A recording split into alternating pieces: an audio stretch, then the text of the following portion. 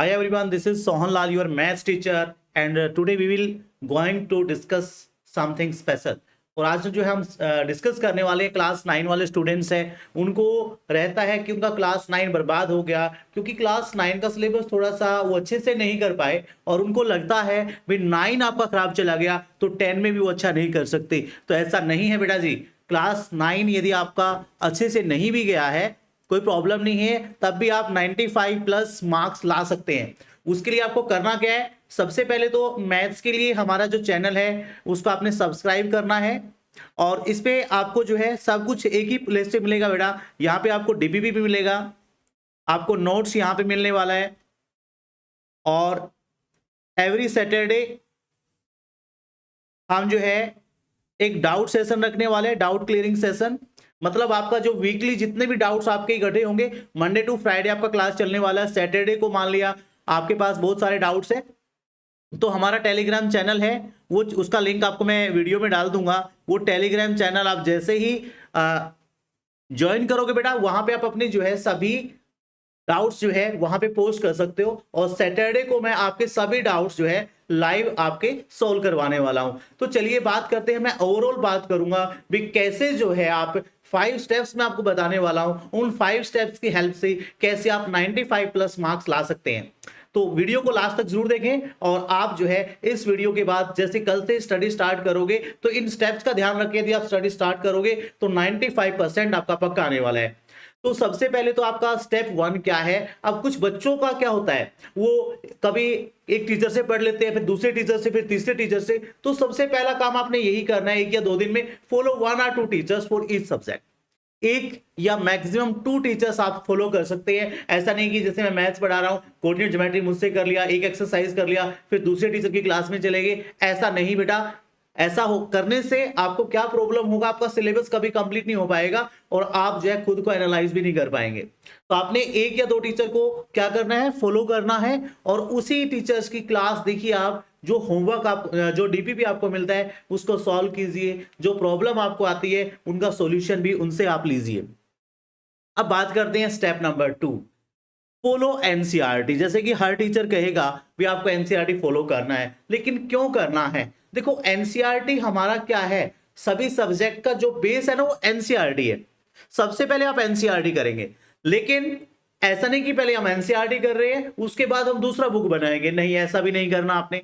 तो क्या प्रोसेस आपका रहने वाला है, आप एनसीईआरटी कर रहे हैं, एनसीईआरटी के साथ साथ जैसे मैं मैथ्स की ही बात करूं, आपने मैथ्स का एनसीईआरटी बना लिया, मैथ्स के एनसीईआरटी के साथ आप प्रैक्टिस करेंगे। जैसे मैथ्स का आप आर.डी. शर्मा या आर.एस. अग्रवाल दोनों बुक में से आप प्रैक्टिस कर सकते हैं। साथ साथ मान लिया एक चैप्टर एक टॉपिक आपके टीचर ने करवाया है, वो आपको कंसेप्ट क्लियर हो गया, लेकिन जो आपका क्या रहेगा बेटा जी, कंसेप्चुअल क्लैरिटी आपको कहां से होने वाली है, वो जब क्वेश्चंस करेंगे उससे रिलेटेड क्वेश्चंस करेंगे और वो अदर बुक से करने हैं। मतलब आपने एनसीईआरटी प्लस अदर बुक, चाहे आप वो फिजिक्स का है, केमिस्ट्री का है, बायोलॉजी का है, मैथमेटिक्स का है, एक बुक आपने जो सिलेक्ट कर लेना है। देखो बुक सभी अच्छी है, मैं ऐसे नहीं कहूंगा भी आपका ये बुक अच्छा है, आप सभी बुक है वो प्रैक्टिस के लिए एक्स्ट्रा मटेरियल, लेकिन ये साथ साथ करना है, साथ साथ कीजिए बेटा, एक साथ करना है। एनसीईआरटी आपसे आपने कंसेप्ट अपना क्लियर करना है, इनसे आपने प्रैक्टिस करनी है और यदि आप इसको फॉलो करोगे ना, देखना आपका जो सब्जेक्ट है कैसे पानी की तरह चलेगा।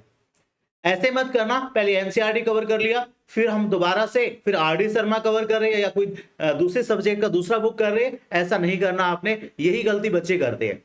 अब मान लिया जो भी टॉपिक आप एनसीईआरटी से करें उसको साथ साथ प्रैक्टिस करना है अदर रिसोर्स बुक से, बाकी बुक से आप जो है उसको प्रैक्टिस करेंगे। ये हो गया आपका सेकेंड स्टेप। अब हम बात करते हैं third step, step 3, make your own notes. हाँ, अपने नोट्स खुद से बनाने हैं। जैसे आप नोट्स बनाते हैं, हाफ कंसेप्ट तो आपका नोट्स बनाते हुए जो है क्या हो जाता है, आपको लर्न हो जाता है। और दूसरी बात क्या रहती है, आपने खुद से नोट्स बनाए हैं तो जैसे ही आप मान लिया आपका क्लास चल रहा है, लाइव क्लास चल रहा है, लेकिन लाइव क्लास के बाद भी मान लिया एक वर्ड आपने लिखा था, कोल लिखा था यहाँ पे एक वर्ड, और वो वर्ड कोल आ गया ना, तो आपको टीचर की बात एकदम से याद आएगी, हाँ सर ने कोल बताया था, इसके बारे में कुछ और भी इंपॉर्टेंट बताया था। ठीक है, ऐसे मैथमेटिक्स है भाई, वहां पे एक पाइथागोरस आ गया, पाइथागोरस वर्ड आया, ठीक है, अभी पाइथागोरस थ्योरम है या कुछ भी है उसके बारे में बताया था सर ने, तो सारी बातें एकदम से आपको रिकॉल होगी। तो इसलिए अपने नोट्स खुद के बनाने हैं, किसी दूसरे के नोट से नहीं पढ़ना है। अपने नोट्स बनाइए, इवन कि आप जो है शॉर्ट नोट भी बना लीजिए। जैसे मैं कहता हूं हर चैप्टर का आपने स्टोरी भी लिखना है, ठीक है। जैसे मैथ्स का एक चैप्टर कंप्लीट हुआ आपका पॉलिनोमियल, उसका स्टोरी लिखिए आप। स्टोरी लिखने से क्या होगा भी, आपने क्या क्या पढ़ा है पॉलिनोमियल में, स्टेप बाय स्टेप आप लिखिए। ऐसा लिखने से आपका कंसेप्ट अच्छे से क्लियर होगा, आपको पता भी लग जाएगा आपको ये टॉपिक जो है कितना समझ आया है। इसके बाद हम बात करते हैं सेट योर टारगेट। ये मैं हर बच्चे को बोलता हूं, जो भी मेरे स्टूडेंट्स रहे हैं, और जो स्टूडेंट्स हैं उन्होंने 100% मार्क्स भी लिए। तो क्या करना है, आपने अपने टारगेट सेट करने हैं, वीकली टारगेट सेट करना है। मान लिया भाई इस वीक में मुझे है ना भाई फिजिक्स का इलेक्ट्रिसिटी कंप्लीट करना है, फिजिक्स का इलेक्ट्रिसिटी कंप्लीट करना है, ठीक है। मैथ्स का मुझे जो है पॉलिनोमियल कंप्लीट करना है। ऐसे ही आप केमिस्ट्री का मान लिया, केमिस्ट्री का chemical reaction and chemical equation complete करना है। एसएसटी का भी आप टारगेट सेट कीजिए। टारगेट आपने वीकली सेट करना है, वीकली सेट कीजिए। अब जैसे फिर आप मंथली भी, मुझे अप्रैल मंथ में कंप्लीट जो है ना एल्जेब्रा करना है, एल्जेब्रा कंप्लीट करना है, ठीक है। तो आपने क्या करना है, वीकली टारगेट अपने सेट कीजिए, उसके बाद मंथली सेट कीजिए। और एक सबसे बड़ी बात, रात को सोने से पहले आपने 10 मिनट्स देना है, 10 मिनट दीजिए अपने आप को, थोड़ा रिलैक्स होके बैठिए।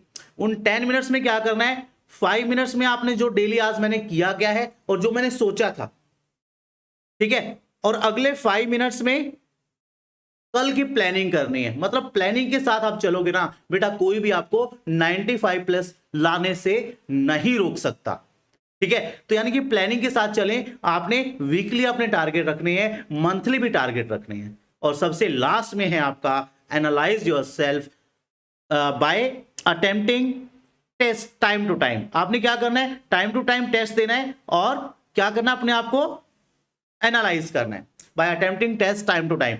यानी कि जितने भी टेस्ट आते हैं, जैसे मान लिया एक टॉपिक आपने कंप्लीट किया, मान लिया आपका रियल नंबर कंप्लीट हो गया, तो आपको रियल नंबर के बहुत सारे टेस्ट मिल जाएंगे। या जैसे आप हमारे चैनल को फॉलो करोगे ना, वहां पे मैं हर चैप्टर्स के आपको जो है डीपीपी देता हूं, या हर चैप्टर का मैं आपको वर्कशीट देता हूं। तो उस वर्कशीट को भी आप करोगे ना, तो आपका जो है खुद को एनालाइज कर पाओगे भी, मुझे ये चैप्टर तो 99% आ गया है, ये चैप्टर मेरा 80% है।